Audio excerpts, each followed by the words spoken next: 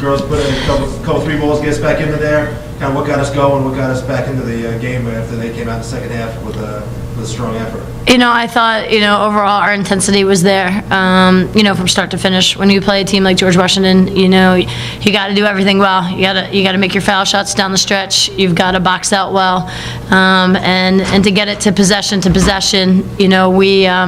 we needed to, a little bit spurts there where they pushed it to a double-digit lead, and that's tough to come back on a team like that.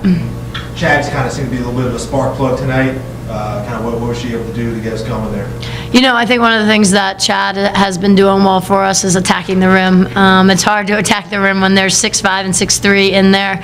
But I thought our post players did a good job of battling their height, for 40 minutes. But again, when you give up 18 offensive rebounds to a team like GW, it's tough to pull out the win. Get back at it on Sunday. What we got to do to kind of get back on the winning track here? What can we expect for Sunday? I think we're a young team, and right now we're just in the process of it. We're in that tough stretch, and it's not any of the games and the past couple of games. It's not that we've done one thing wrong consistently. It's been a little bit here, a little bit there, and that's very common in young teams. And so for us, I think as a coaching staff, we just got to make sure that we're competing, that we're sticking together, and that these next 3 games that we get ourselves back on the right track. And Coach, with the great run you guys made late in the second half to cut the game to 5, how do you get that couple of minutes right there, how do you get your team to play like that the entire 4 minutes? Because you guys have the potential to do that, although you are a young team.